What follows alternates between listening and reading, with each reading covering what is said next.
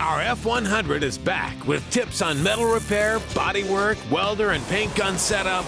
Plus, I'll show you how to lay down a two-tone paint job with an accent today on Truck Tech.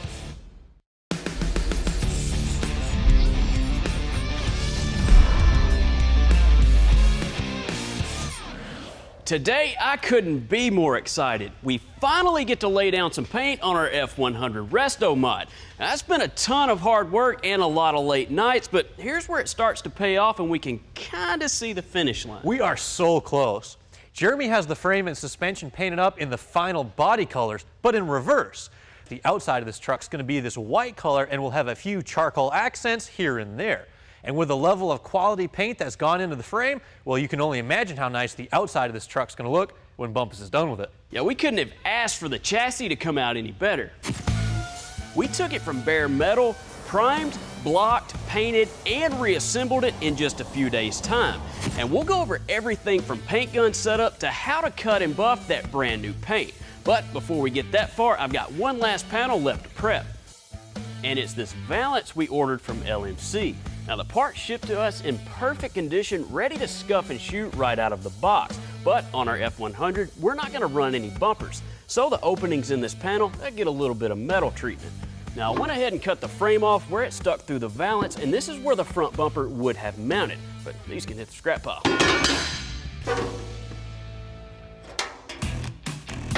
The first step in getting our valance smooth is making cardboard templates. I'm laying a piece of thin cardboard over the opening and tracing it out on the backside.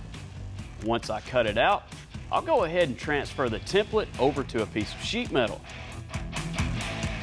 When doing work like this, I like to use 20 gauge steel. It's very easy to work and easy to cut. I'll make the bend using the panel as a guide. That way, there's no guesswork. I'll probably need to tweak it a little bit, but this will get me in the ballpark. Now, I know you guys hear us talk a lot about controlling heat when welding sheet metal, because we all know if you create too much heat too quickly, you will warp the panel. So a good way to control that heat is to know your welder setup and settings. Now, I highly recommend a 110 volt welder because they're very cost effective and efficient when doing sheet metal work like this. So if you're new at welding, check the inside of your welder door. Most welders will give you basic settings on voltage and wire speed for what thickness of metal you're welding, and then pretty much dial it in from there. And a cool feature to a lot of newer welders is they actually have an automatic wire speed setting. This way you only have to worry about dialing in your voltage. And if you're scared to jump right in and start welding on your brand new panel, a good idea is to grab a couple of pieces of scrap metal in the same gauge thickness as the panel you're welding. Go ahead and set your welder up to the specifications, and it's a good starting point.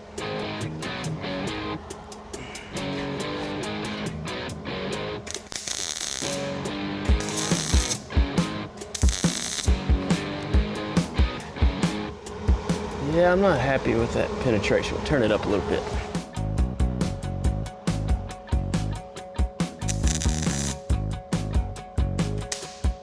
Hey, we got a dangler.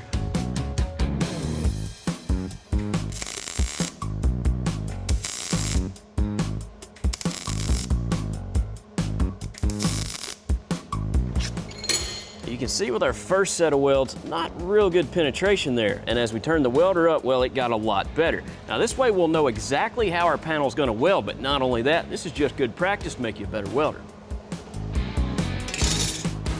When welding thin sheet metal, I use .023 or .024 wire. And for shielding gas, I go with 90% argon and 10% CO2. This mixture is good because it gives us good weld with almost no spatter.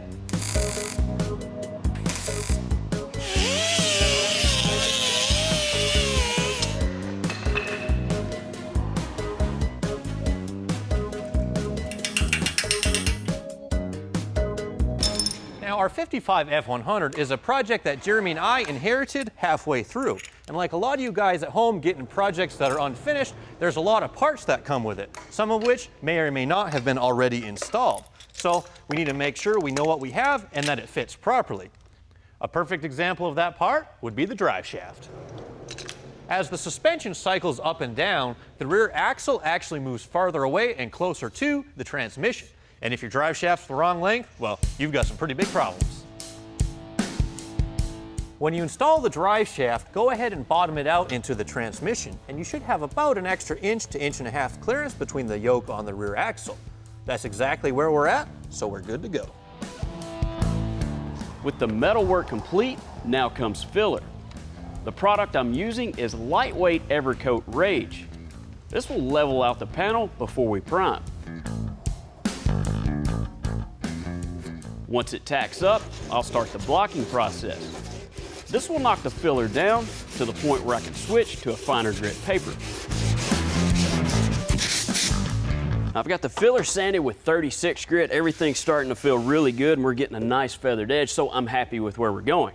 Now the next step is to sand it with 80 grit paper. Now what we want to do here is make sure we get all of these 36 grit scratches out, because let's face it, they're nasty.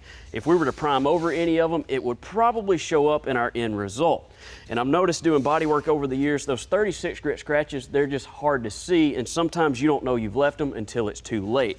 So I've discovered over the years, a good idea is to wipe the area with dry guide coat.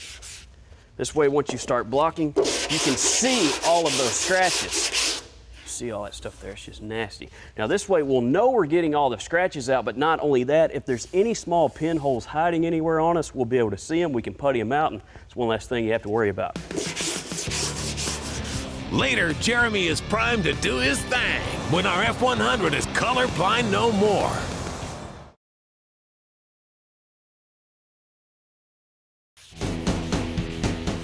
We're back on Truck Tech, getting closer to throw some color on our 55 F100 cab and body panels. With the valance all smoothed out, Jeremy can wipe it down with wax and grease remover before shooting it with one coat of GP50 epoxy primer from PPG. This was applied to all our metal and provides excellent adhesion to many different surfaces, including fiberglass. Woo! After a 30-minute flash time, I'll follow up with PPG's K38 High Build Primer Surfacer. This will give the panel enough material to block out, removing all imperfections. Back in the shop, I can start knocking it down. Starting with guide coat, this is an essential step before you start block sanding. It shows me the highs and lows, so it will be easier to strip away any waves and wiggles, making the panel laser straight. Now we've got the valance all sanded with 180 grit paper, and now we're ready for 320. Now all of the steps we took with this panel are the same steps that we took for every piece of the truck. So we'll get this thing sanded and start moving some parts out of here. Go your way a little bit? Yep. All the way to the back. We have the exterior sheet metal of our 55 sanded, prepped, and 100% ready to lay down some color on, finally. Now the only part of the truck we haven't addressed is the back sides of these fenders. Yeah, the problem with these older trucks is there's no protection between the tops of the tires and the bottom of the sheet metal. So there's a good chance a tire could grab a rock and sling it up and put a dent in our panel or crack the paint. And the last thing you want to do is have to spot in on that brand new paint job. To prevent that from happening, we're actually going to lay down a coat of rubberized undercoating on these fenders. It provides cushion for the rocks, and we can even go back later and paint it the same color as the outside of the body. Since we've got the cab in the booth, I've got a little bit of masking to do so I can get that thing ready to paint. If you don't mind spraying these with undercoating for me. Trust me to do that? Hey man, it took a minute, but I can paint! I can finally paint. You better do it right. Oh, it's gonna be awesome. Woohoo! Prep begins by sanding with 180 grit sandpaper and a red scuff pad for those hard to get to areas. To keep the undercoating off of our prepared surfaces, I'll mask off the top and sides of all the panels and cover up the holes. I'm going to use Dupli-Color Professional Sound Eliminator. It's undercoating that has a rubberized finish that will give us enough mill thickness for protection against road debris, corrosion, and will eliminate road noise. You can also use this stuff to protect your trees after pruning. Go figure. What Jeremy likes about it? It's paintable, which you'll see shortly. Next, the panels are hung on wire with care in hopes of some pigment soon to be there.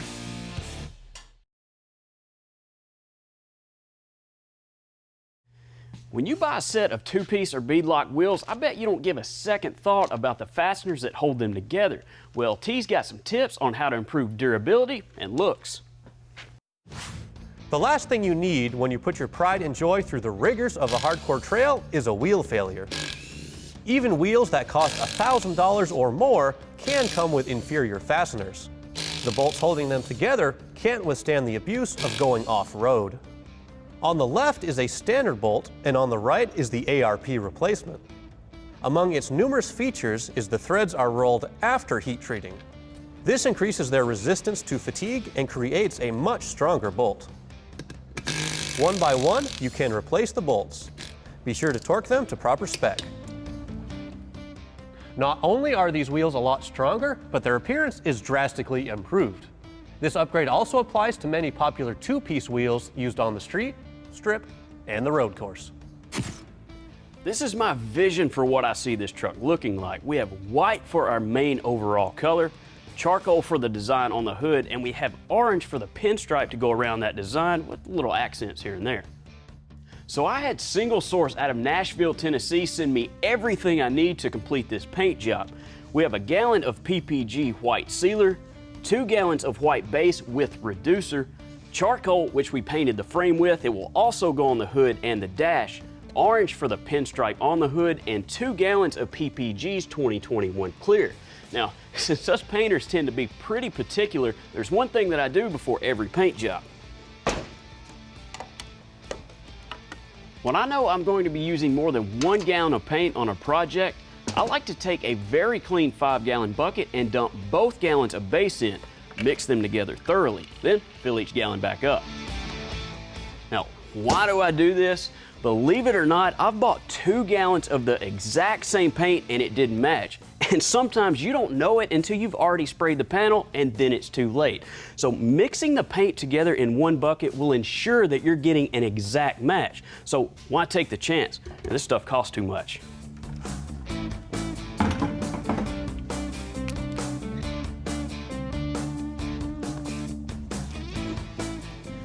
You've seen us spray projects in our booth for years, and looks pretty simple, right? Keep the gun 8 to 10 inches from the panel, constant motion, don't bend your wrist. But before we even go there, we always hit the wall with a test pattern. But what is it exactly that we're looking for?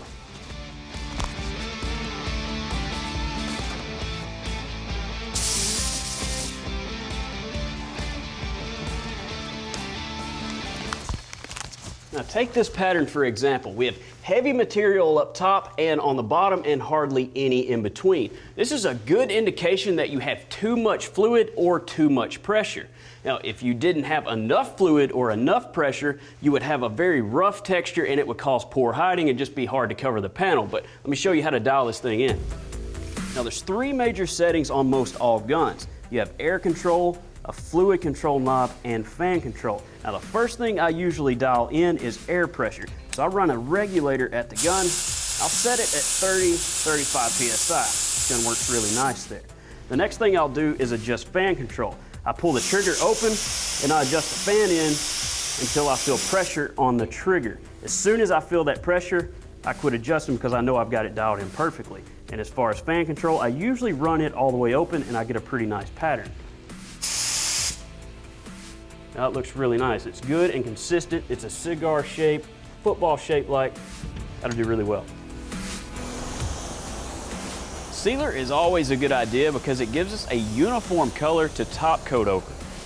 This will reduce the amount of base we will use and therefore cutting down on the amount of material we're laying on the panel. Just one coat gets the job done. All right, we've got 1 coat of sealer laid down. Everything's covered, looking really good. Lay down a few coats of base. I'll use this same gun setup as I used for the sealer, but I'm moving the gun at a faster pace. The goal here is for coverage. Spraying your color on too wet could cause runs or texture, which leads to orange peel. So medium is the goal. Once again, I'll make 3 passes of the white. I'm using PPG 1684 mixed 1:1 with DT 885 reducer. The type of reducer you use is based on the temperature of your spraying environment. So always check the tech sheets for the proper match. To jive with what I've planned for the upholstery, more masking will prevent overspray for our next color. This charcoal will match the inner fenders, frame, and inside door panels. It's a heavy metallic that is also laid down in 3 coats.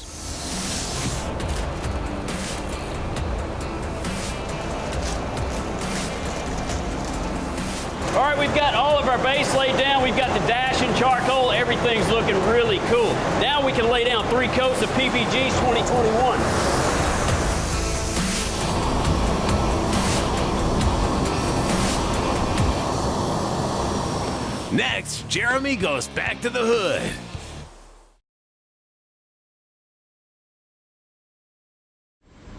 Now I've got most of the parts of the truck already painted. I went ahead and sprayed the doors and have them two-tone to match the dash. Inner fender wells are painted. We're getting there. Now I've got the hood in the booth with a coat of sealer laid down, ready for our design. Go Vols, right? Now there are a couple of ways we could accomplish this. We could lay down the white base, followed by the charcoal, and then mask up for our orange pinstripe. But we're just wasting a lot of masking material having to do that. Now we could follow that same process and then hand pinstripe the orange. But let's face it, not everyone can use a paintbrush.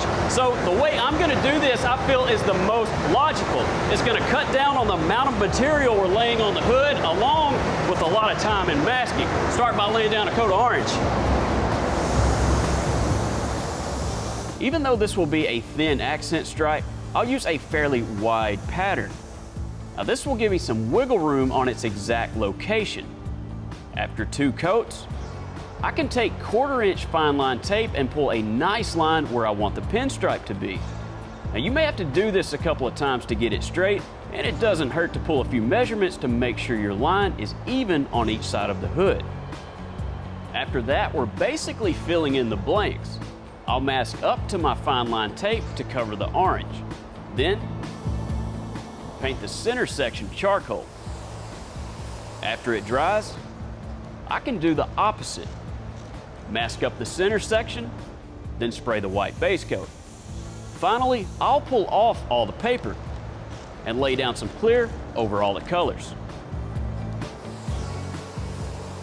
Turned out nice. EBC Brakes makes it easy to choose the right pad and rotor combination for nearly any application. The Stage 4 kit is perfect for trucks and SUVs with mild upgrades like heavier wheels and tires. It comes with a Green Stuff 7000 series pads and USR slotted rotors for silent braking with minimal dust.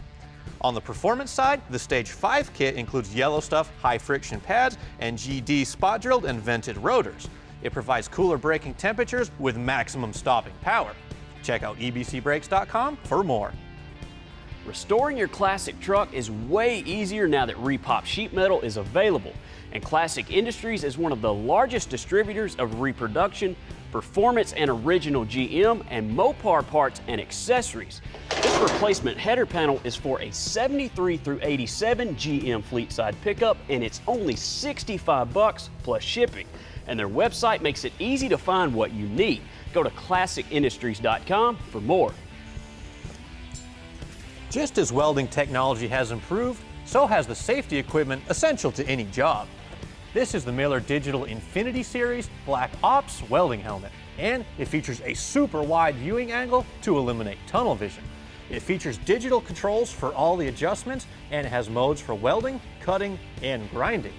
It also features 4 built-in arc sensors, but my favorite part is it only weighs 23 ounces, and it's available at your local welding supply.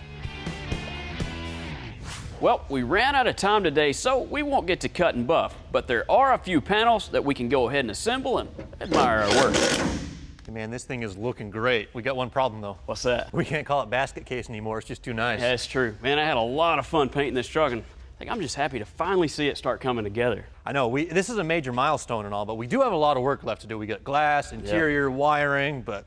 Tell you what else, sleep. Sleep.